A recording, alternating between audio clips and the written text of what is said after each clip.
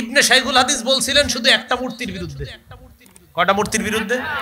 আল্লাহর কি কুদরত, আল্লাহ এখন 90 ভাগ মূর্তি ভাঙার ব্যবস্থা করে দিয়েছে। ইবনে শাইখুল হাদিস উনি বলছিলেন একটা বলার কারণে ওনারে কতদিন ভিতরে রাখলো, শুধু একটা বলছিলেন, একটার বিরুদ্ধে 3টা বছর তার জীবন থেকে কেড়ে নিল। এখন আল্লাহ তাআলা কয় যে আমি যে কি চাই তোমরাও জানো না, তুমি চাও, সে চায়, অমুকে চায়, তমুকে চায়, আমি আল্লাহ যেটা চাই সেটাই হবে।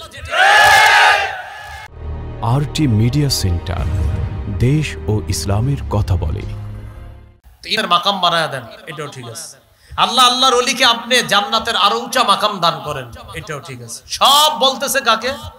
বলেন না কাকে? শেষে বলে বাবা আমার ছেলে হয় না, একটা ছেলের ব্যবস্থা করেন।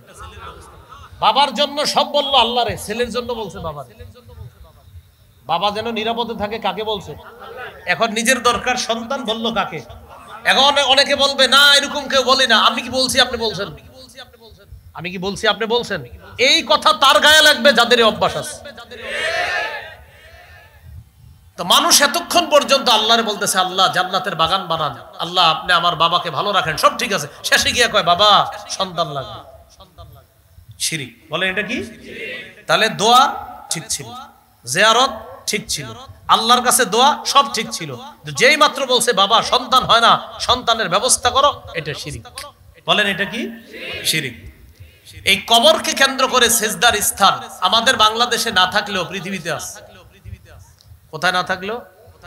বাংলাদেশে আছে, আছে তো আমিও জানি। এবার একটু মন দিয়ে শুনেন। সহিহ বুখারীর 427 নম্বর হাদিস, 435 নম্বর হাদিস, সহিহ মুসলিমের 1075 নম্বর হাদিস, আবু দাউদের 2042 নম্বর হাদিস, 3229 নম্বর হাদিস। এই হাদিসগুলা পেশ করব ইনশাআল্লাহ। আলোচনারও সমাপ্তির দিকে যাবে, একটু মন দিয়ে শেষের কথাগুলো শুনেন, কারণ এই শেষের অংশগুলোকে কেন্দ্র করে একদল মানুষ কৌশলে আমাদেরকে এই দেশের বিরুদ্ধে অবস্থানের জন্য একটা কৌশল করতে, ষড়যন্ত্র করতেছে যে এদেশের হুজুররা এরা মূলত দেশের পক্ষের লোক না, এদেশের হুজুররা অলিদের পক্ষের লোক না। কি দিয়া বুঝায়? ওই যে এদের গাঞ্জাখুরি গিয়ে বন্ধ করে দিতেছেন, এই গাঞ্জাখুরি বন্ধকে তারা বলতেছে আমরা নাকি অলির দুশমন। আমরা কি অলির দুশমন না গাঞ্জার? গাঞ্জার। গাঞ্জার দুশমন নাম দেয় অলির দুশমন। এই জন্য এই অংশটা আপনারা একটু মন দিয়ে শোনেন, আর যদি কেউ পারেন নোট করে রাখেন, কারণ আপনার এই কথাগুলো কাজে লাগবে। সহিহ বুখারীর বর্ণনা 427 নম্বর হাদিস, উম্মুল মুমিনিন আয়েশা সিদ্দিকা রাদিয়াল্লাহু তাআলা আনহার বর্ণনা। তিনি বলেন আন্না উম্মা হাবিবাতা ওয়া উম্মা সালামাতা রাদিয়াল্লাহু তাআলা আনহুমা যাকারাতা কানিসাতান রাইনাহা বিল হাবাশা। নবীজির দুই বিবি উম্মে হাবিবা, উম্মে সালামা, তারা দুইজন একটা গির্জা দেখলো হাবশায়। কোন দেশে ভাই? হাবশায়। গির্জাটার ভিতর দেখলো ফিহা তাসাবির, গির্জার ভিতরে অনেকগুলা মূর্তি।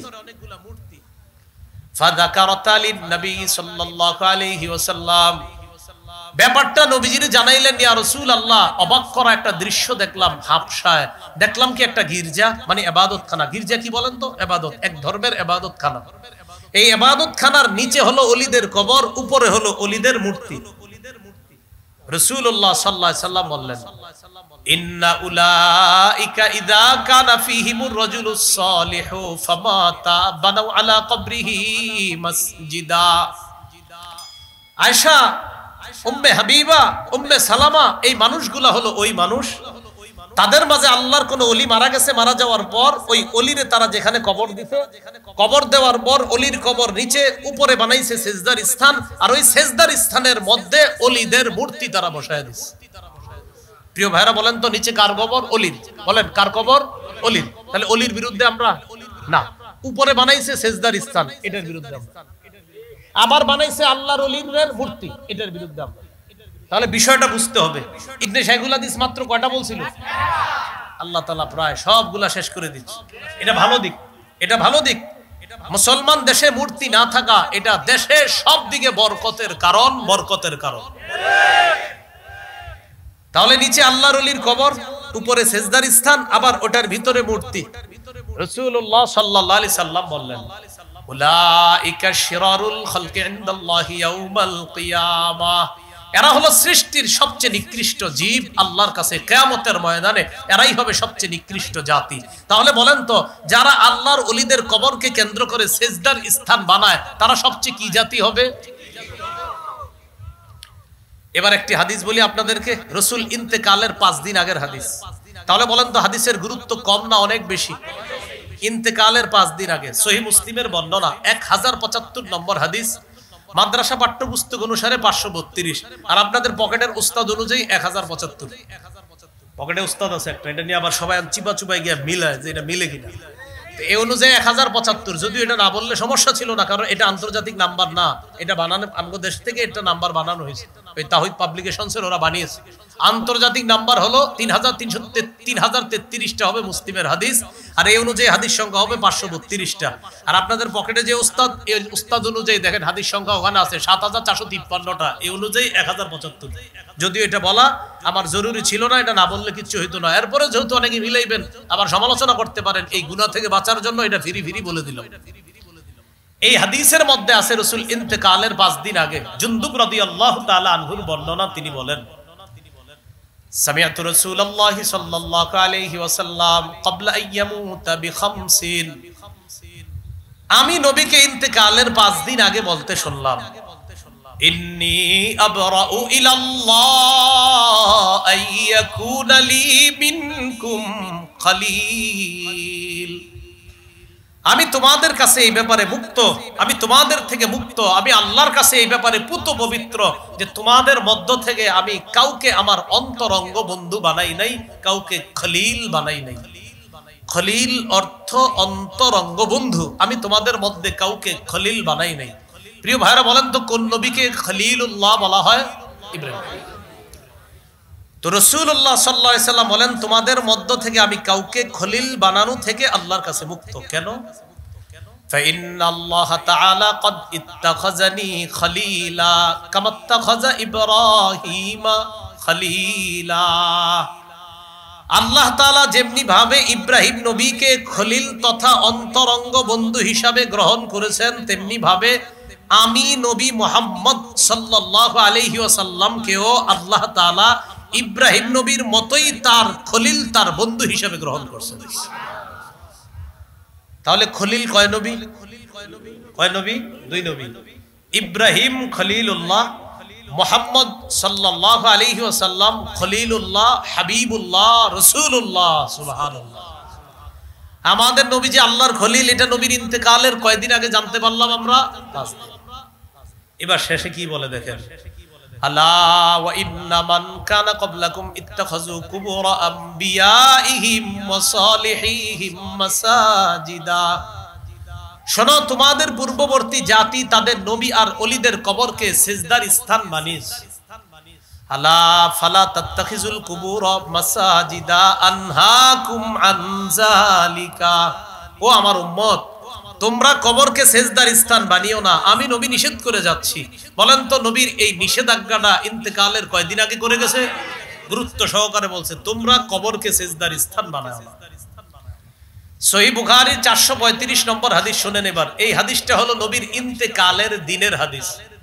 আগেরটা হলো ইন্তেকালের 5 দিন আগের, এটা হলো ইন্তেকালের দিনের, তার মানে এটার গুরুত্ব আরো বেশি।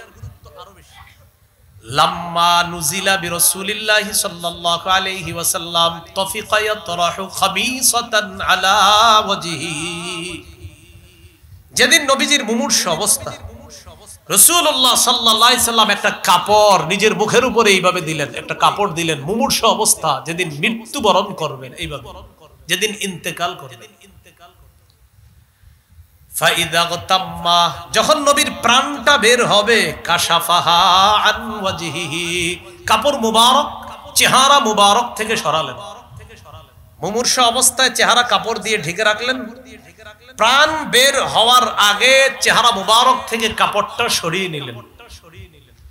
কাপড় সরানোর পর রাসূলুল্লাহ সাল্লাল্লাহু আলাইহি সাল্লাম বললেন, লানাতুল্লাহি আলাল ইয়াহুদ ওয়ান নাসারা, ইহুদিদের উপর আল্লাহর অভিশাপ, খ্রিস্টানদের উপর আল্লাহর অভিশাপ। ইত্তাখাযু কুবুর আমবিয়াইহিম মাসাজিদা, তারা তাদের নবীর কবরকে সেজদার স্থান বানিয়েছে। ইউহাদ্দিরু মা সানাউ, উম্মতকে সতর্ক করে দিলেন, উম্মত ইহুদি খ্রিস্টান তাদের নবীদের কবরকে সেজদার স্থান বানিয়েছে। সাবধান, আমার কবর কি কিন্তু সেজদার স্থান বানা। এটা ইন্তেকালের আগে বলছে না ইন্তেকালের দিন। তাহলে আমরা নবীদের বিরুদ্ধে না, অলিদের বিরুদ্ধে না, নবীর কবরের বিরুদ্ধে না, অলিদের কবরের বিরুদ্ধে না, আমরা বিরুদ্ধে হলো নবী অলিদের কবরকে কেন্দ্র করে শিরিক করলে, সেজদা দিলে, মাজার করলে, ওই মাজারের কেন্দ্র করে কোনো উৎসব মেলা বসালে, গাঁজা সেবন ইত্যাদি করলে, এটার বিরুদ্ধে আমাদের অবস্থান কঠোর। এই অবস্থান থাকবে আমাদের ইনশাআল্লাহ। এজন্য আপনারা এই পার্থক্যটা সবাইরে বুঝাইবেন যে দেখেন ভাই, আমরা আল্লাহর ওলিদের বিরুদ্ধে না, আল্লাহর ওলিদের কবরের সামনে বৈশা কেউ আপনার শান্তি মতে সে গাঞ্জা টানবে আর গঞ্জিকাময় পরিবেশ বানাবে, এটার বিরুদ্ধে আমরা। আল্লাহ আমাদেরকে হেফাজত করুন। এবার আমার সাথে সবাই বলেন, কোন কবরকে কেন্দ্র করে মেলা বসানো যাবে না। কোন কবরকে কেন্দ্র করে কি বসানো যাবে না?